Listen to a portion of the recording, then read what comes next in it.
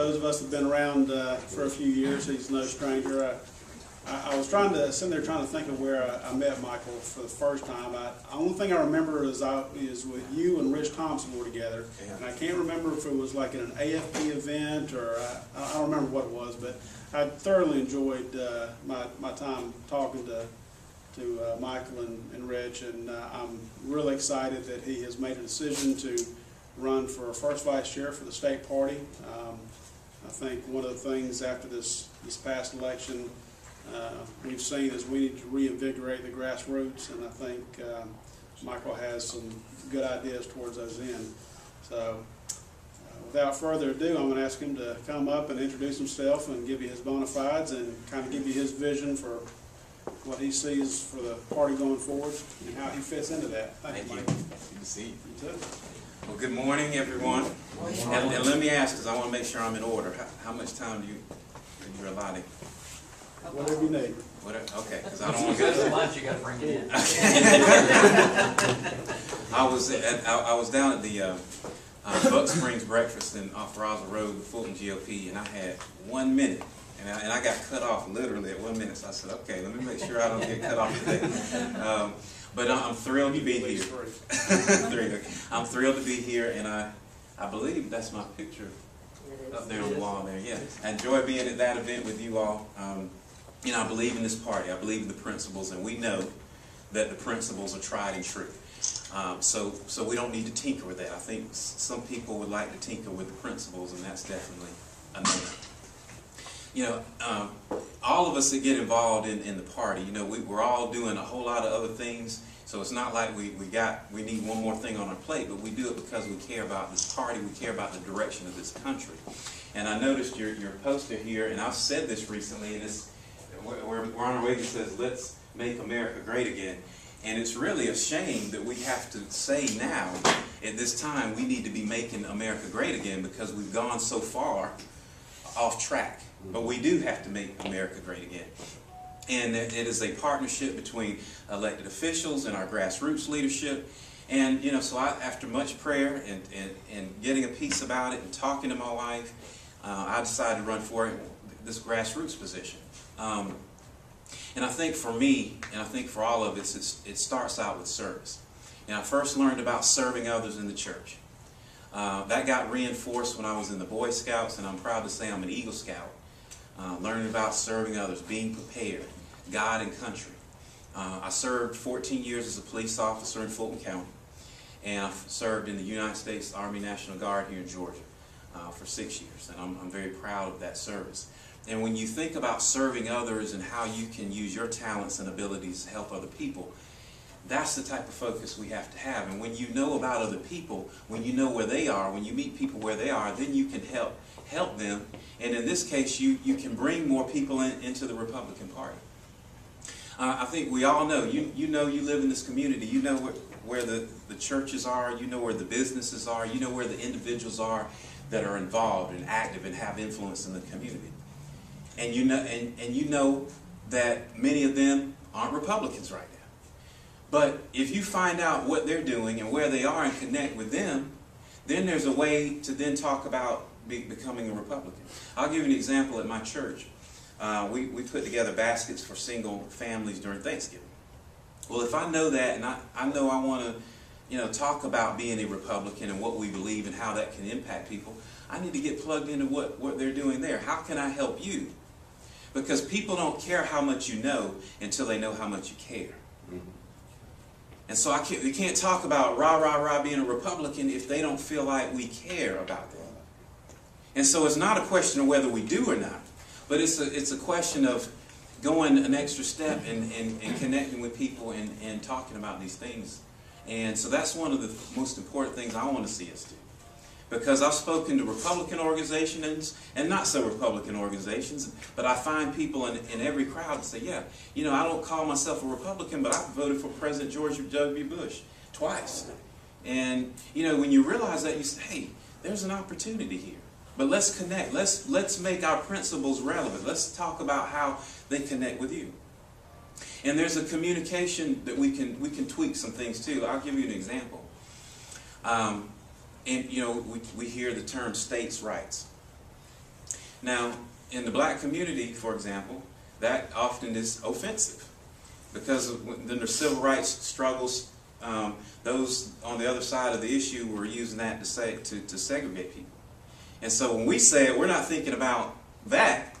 But my angle on that is if you look at the Constitution, there are no states' rights. There are states' powers. Individuals have rights. States have powers. And so just something as simple as changing that terminology can change how people receive us. We talk about immigration. We want to secure all of our borders, but we focus so much on the southern border that then people on the other side try to make it out like we have a problem with Hispanics, which is untrue. So let's talk about the whole border. Let's just tweak that just a little bit. We're not toying with our principles. We're coming with a different message and a different set of words. And those things make huge differences when you talk to people. And so if you can break down some of those barriers, now people are receptive to hearing what you have to say. A friend of mine I used to work with, he votes for Democrats on the national level consistently, regularly. But on the local and sometimes the state level, he has voted for Republicans. But it's because he has had a relationship with those candidates. There's somebody running in his neck of the woods that's come to his neighborhood and talked about what they believe. And so that individual candidate won them over. But it goes back to the relationship. It goes back to connecting with those individuals. So we do that as a party at the county level and organize that at the district. And then obviously through the state party, we can have that impact on all those levels and do it in a coordinated fashion. It's time out for allowing the media to define who we are. We need to show them who we are. We are male, we are female, we're black, white, Asian, Hispanic. We're people that might have $100 in the bank, or somebody might have $1 million in the bank. We are all of this. We're business owners, we're entrepreneurs, we're all of these things, and we can't control what CNN says about us, but we can present more opportunities for them to see who we are. Elected officials, grassroots officials, like first vice chair, like chairman, business leaders, we can do a lot. And I'm excited about the opportunity to do a lot. We lost against Obama twice, but there's an opportunity to change things around. Change things around. So there's so many things I want to do, but you know, when you run for anything, you need to focus on a few things so that you get those things done. And that's one. And another thing I think is very important is that we have an improved relationship between our grassroots leadership and our elected officials. You know, one thing I noticed, and somebody pointed out, and they said I could, said this is an idea. They said feel free to talk about it, and I said I will because it's a good idea. You know, when we go to the state conventions, a lot of times we will pass resolutions about things going on the national level. And that's fine. I mean, there are obviously lots of things we need to talk about on the national level. What's going on right here in Georgia? I think we could talk about tailoring some of our resolutions to what's going on here. And how are we impacting in the grassroots with our elected officials? I mean, Fred just came up and talked about some things going on here. That's what I want to see more of from the state level. Let's come together and bring together our legislators in the House and the Senate, talk about how the party can be more specific in tailoring what we do to help what they're doing in the Golden. So, just a few ideas off the top of my head, a little bit about me. I can't do this without you all. There's no man or a woman who's an island unto themselves. Everything again is about relationships. And our Lord and Savior, when He came, He was in relationship with the disciples. There wasn't a lot of people, but it was the right people. And so the grassroots, the people here in your county and across the state like you that are working hard, that are sacrificing, that are believing in the principles of the party, you won't just, if you support me, you won't just be supporting Michael McNeely, but you'll be supporting the ideas and the principles that we have that we must see implemented so we can make America great again. I could talk all day because this is in my heart. I believe what I say, and I believe in this party and what it means. So I appreciate a few minutes sharing with you and look forward to working with you.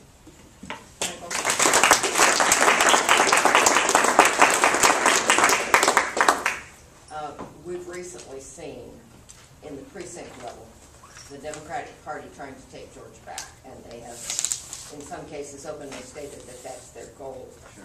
how would you address that on the city chair? Well, again, you know, you've got to redefine who we are, because the Democrats are doing a great job in a lot of cases telling people who they think we are. I mean, for example, on the national level, there was this talk of a war on women. Well, that's foolishness.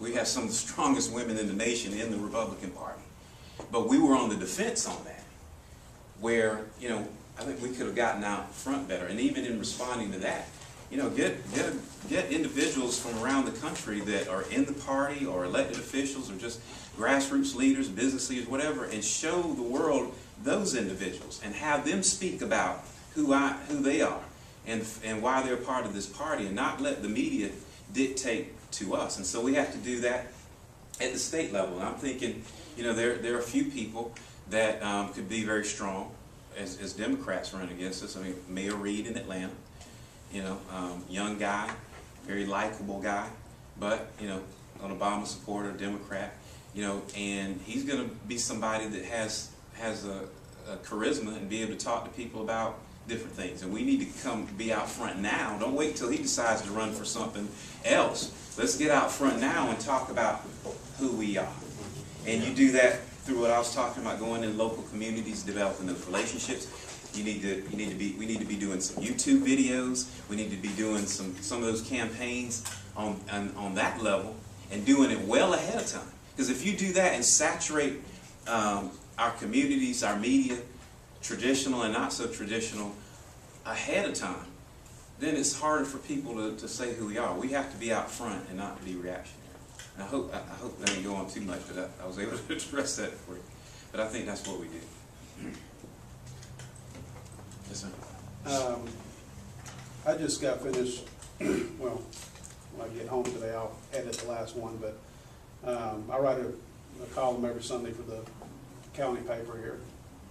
And tomorrow I'm going to have the last in a 4-part series on the history of the Republican Party and Black Americans. Yeah. And I had a general idea of that relationship. I mean, I knew the party was started specifically to end slavery. Right. But the more I researched, the more I was astounded at how completely opposite the reality is from the narrative today. Yeah. I mean, it is just, it's unbelievable how much damage that the Democrat Party has done, specifically to the black and minority communities. Obviously, through outright violence early on, and then through policies which have destroyed the family in more recent decades. How do we, it's, when we try to go into a minority community, whether it's a black community or a Hispanic community or whatever the case may be, I feel like we're always walking on eggshells, afraid of saying anything, afraid of giving offense. How do we, especially when the history is on our side, when the principles are on our side, how do we break that barrier and begin to establish trust? Because I just feel like so many times when we start talking to various people in these communities, that there's an immediate wall that goes up. Oh, this is a Republican. They hate us. They want our children to suffer. Whatever the case may be. How do we break through that and help them realize, we want to help you. We want to help you not because you're a minority, but because you're a human being, because you're a child of God, because you're a fellow American. And we want all Americans to prosper. How do we break through that? Well, I mean, think about here in the state of Georgia how we transcended party with the school choice issue. Great example. You had Republicans and Democrats on the same page, and it was about, this is about what's best for children. This is about giving them an opportunity to succeed. So we all want that.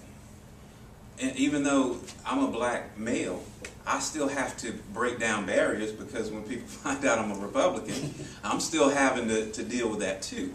But again, it's about breaking down issues like the school choice. So let's think of something else. I mean, taxes, for example. I'll say to whoever, I'll say, I'll say something like, do you realize that businesses aren't the ones paying the taxes? Some of you might, what are you talking about? Businesses aren't paying. No, it's the individual that's paying the taxes. If I own a business and now you're going to raise my rate, well, what am I going to do? I can raise the price of my goods.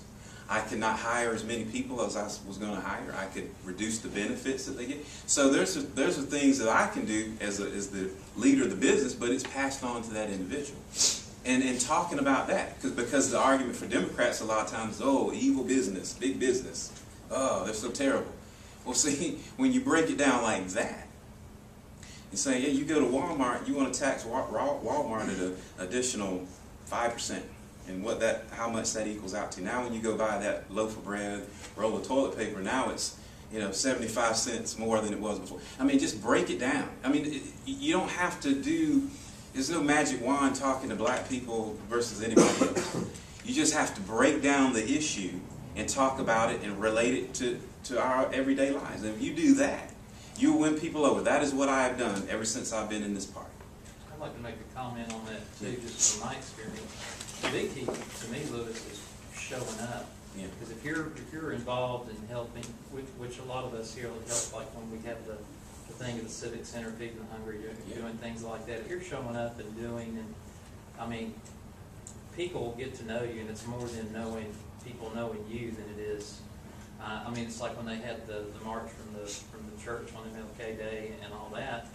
Joe Prince was right there walking with them, leader of the Democratic Party here. On there. Now we had Republicans and stuff there too, like the mayor, and commissioner, and that. But that's it. You show up, genuinely need help. There is a move in this county right now with the churches. More and more of the black and white churches are doing joint services and things, and that's. But to me, it's just the genuinely being involved and letting them get to know you, and then you can have those discussions.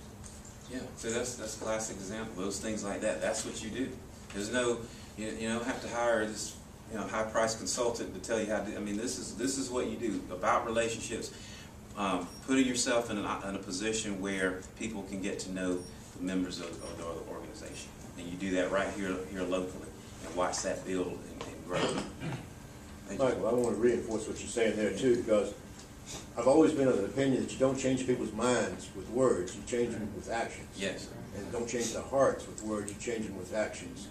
And sounds like y'all are doing things here in Bartow like we do in Cobb. For the last 2 years, we've just simple things, Easter egg hunts to the whole community. Yeah. Let them see the Republicans doing that. This past year, we started what I hope will continue, the annual fishing derby for underprivileged kids and kids of incarcerated, working with the Sheriff's Department, kids whose parents are incarcerated. We get a lot of media press on that, a lot of media coverage on that. Not only are we showing these kids that we care, and hopefully they'll grow up knowing a little bit about us, more than their parents know, but right now, in the last 2 years, the Cobb Party gets about, most of the time, 2 or 3 times a week, we're in the paper. We're getting the press coverage on that, and that's important. Or not only to be doing it, but also you don't do it to be recognized and be patted on the back, but we are a party, we need to promote the party, and doing these things, we need to let the community know that we're doing them. You want to be a community partner. Right, exactly. And talk about, you're in Cobb, obviously, and we're here up in Cartersville and Bartow, but talk, county chairman, talk about it. Districts, talk about what you're doing in your area and share those ideas and get that out there, because if you do that, over time, you're winning those relationships, because you can't come in 6 months before an election and go to a few black churches or whatever. It's not going to happen. Not going to happen. But over the course of time, people talk about that. I mean, you can do things like scholarships for high school seniors and have that sponsored by the Republican Party. There are thousands of ideas, and there are people in this room that I know you have them. Just implement them and make them work. We can do this. One of the things that we discovered in the precinct work over the last election was specifically in minority communities. If you talk about some of the moral issues, they're basically in agreement with us, they just don't realize it. Yeah. And yet, and of course there are exceptions, but for the most part, especially like abortion and all, I mean, they're pretty much pro-life. And so there is some common ground there that you can talk to them even when you're working in the precinct. Well, and on the economic issues too. I mean, taxation and everything else. And I think when President Bush ran, I can't remember the exact number. I think he had somewhere around 14%. And then Romney got, what did Romney get from the black community? 4 or 5. So I mean, we digressed.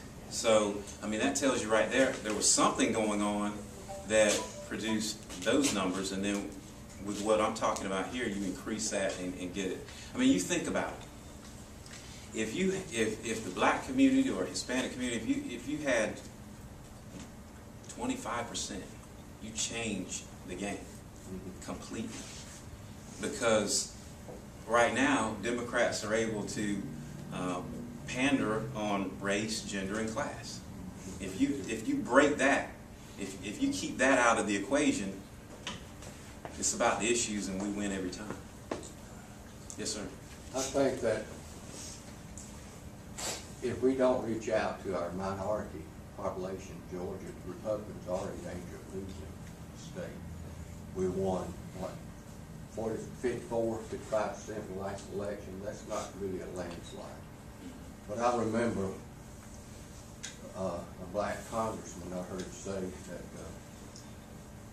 I can't think his name, you know what I call it, said the Republican Party came to him and said he thought they just wanted him, join, give a donation, use his name. They said, we want you to run for Congress. And said it like to knock him off his block, but he did and he won. What I'm saying is minorities have got to be a very important part of the Republican Party, period. I remember Dr. Martin Luther King Jr.'s daughter was vice president of the Republican Party several years back. You know, just one thing, and I mean, and you're right, we do have to reach out to the minority communities, but at the end of the day, earning their vote is secondary. Mm-hmm. And we need to be reaching out to them so that we can help them understand the principles that took us from struggling 13 colonies to the greatest economic and military might the world has ever known. We need to reach out to them because we love them as fellow children of God, and we know that our principles will help them be more prosperous and happier. We know that there's more dignity when you are earning your own bread, that you're happier when your family is strengthened and you're not going through divorce and crime and jail. And if we can teach everybody about these principles, then a lot of the problems that we face today really become far less significant than they are now. I don't think they'll ever be eliminated because you can't eliminate free choice. I mean, there's always going to be people that will choose to do the wrong thing. But I think that the majority of people, like you said, whether black, white, Hispanic, Asian, whatever, if they understand why these principles will help them be successful, then they will naturally gravitate towards us. I had the same experience with Deborah, as Deborah did. When I first started off knocking doors for Barry back in 2008, I mean, one thing that really, really bothered me, I mean, on a core level, was going through all these neighborhoods on a Saturday knocking doors, and out of all these walk lists I did with my kids over a 5-month period, there were maybe 3 black families that I ran into that were on the walk list because they were strong Republicans or, leaning Republicans. And yet I would stop and talk to, the black parents with their kids out in the neighborhood, on a Saturday playing ball or mowing the lawn or whatever. And they would stop me, hey, what are you doing? Are you selling something? Why are you out here? And I would say, well, I'm out here knocking doors for my friend Barry, who's running for the Talmo State House. And I said, oh, well, is he Democrat or Republican? Oh, he's Republican. Oh, I could never vote for him. Well, why not? And then that would lead, well, the Republicans I don't agree with anything they believe in. And then I went directly to the point you were talking about. Well, do you want your children to be able to go to the best school regardless of what district you live in? Do you support homosexual marriage? Do you support abortion? Do you, and right down the line, you know, on 90% of the stuff, they agree philosophically with us. And I would always close by saying, why are you a Democrat then? The party that you support is inherently ideologically opposed to the things that are most dear to you. And that's what we've got to spread on a very wide basis. We have got to help those communities understand that these principles will make them successful. Yeah, exactly. Always got a question up there, too. Well, I'm just kind of adding on this, and Michael, I appreciate you coming. I apologize for being late. You know, I believe we have to we use the avenues in front of us to get the message in front of all people. I don't like the concept of talking at a group or at this group or going at this group and say, we need to teach you this.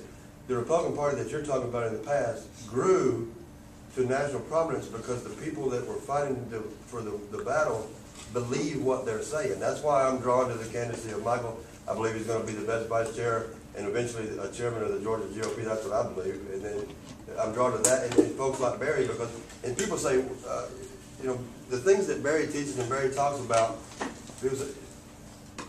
when somebody believes in their heart what they're saying, they don't have to do any kind of special anything.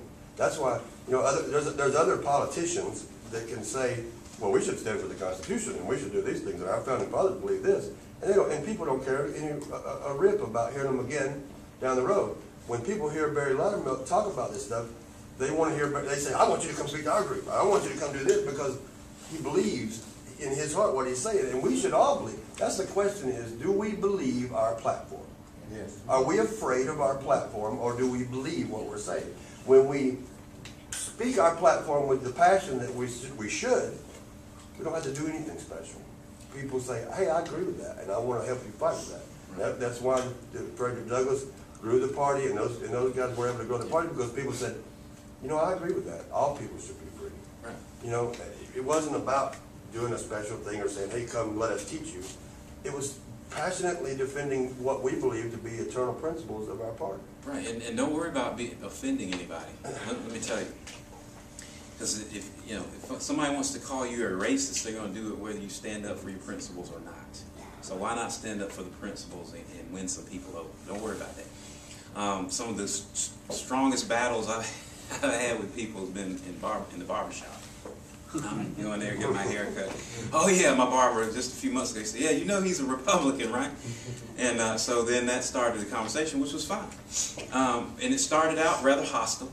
But I stood my ground, and after about 20 minutes, we started seeing, okay, yeah, I understand Social Security's not solvent, and yeah, I invest in 401ks and other things. I understand that can't be the entirety of my retirement. And we talked about all kinds of things, and we found that common ground. Exchanged business cards, followed up, but you got to be willing to engage.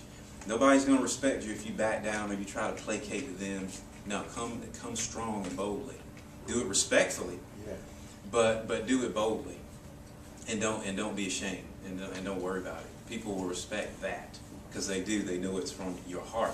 And you know, we talk about principles and coming boldly. I mean, isn't that what President Obama does? Yeah. He said he's going to be a uniter and all that, not a divider, all that stuff. But he comes out boldly for his principles. And the nature of politics is compromise. But you need to come out the gate on your principles. So if I need to come out far right, and you come out far left, and then we'll see where we can get. But don't take 3 or 4 steps when from the jump and compromise, because we don't need to try to out Democrats. That's not going to work. Thanks, Michael. One of the things that we lack and we've got to figure out how to do is evangelize. I mean, if we were a church, we would have a very small group because we say, these are our principles, and we want you to believe our principles. And some of you may, but we lack an ability to go out and teach what those principles are. I mean, Lord knows most of the schools aren't doing it, and parents aren't doing it. But I equate it to the Federalist Papers, because when they want to ratify the Constitution, they knew there was not the votes out there to do it, because the sentiment was a complete state sovereignty. And for the nation to work, there had to be a release of some of that sovereignty to the federal government, those powers. And the whole idea of the Federalist Papers was to teach these Federalist principles to change the mind and what the people believed in the state or in the various states.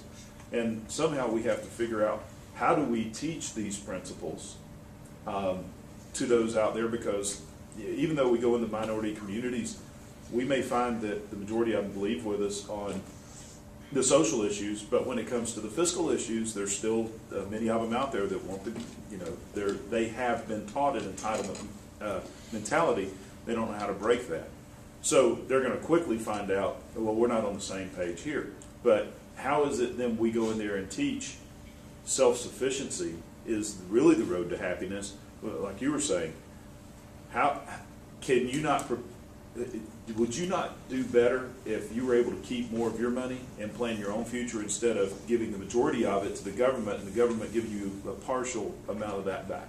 Right. Can you not set your own course and your own ideas? Somehow we have to figure out how we go out and give the people the knowledge of the principles that we stand for, instead of just saying, okay, well, because now you believe 60% of what we believe, yeah, you're really one of us, but when we really ought to be evangelizing, we ought to be teaching that. We ought to come up with a new way of getting to the people and convincing them, like you guys are saying, and maybe that's something the party needs to do. I don't know that that is actually, there's probably a pushback if the party does it under its own party name, but if we can do things like the Constitution video, which I think was ingenious, because it wasn't coming from the Republican Party, it was coming from a third party, but it was teaching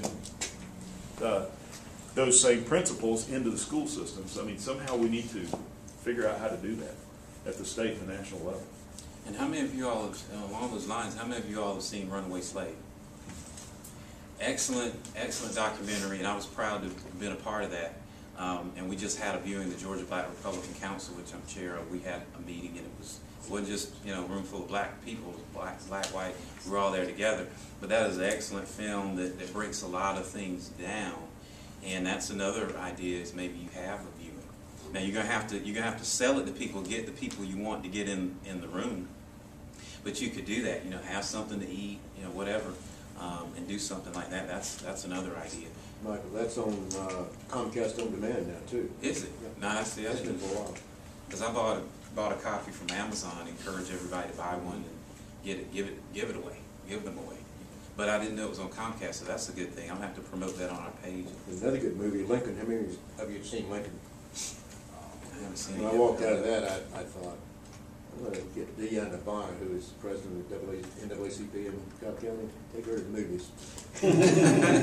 but see, that just be marketing to people, and I mean, that movie was teaching. The documentary is teaching, like what you're talking about. If you figure out a way to creatively, again, it's not toying with principle, it's just marketing it to people, breaking an issue down. Now, here's something else. Hurricane Katrina.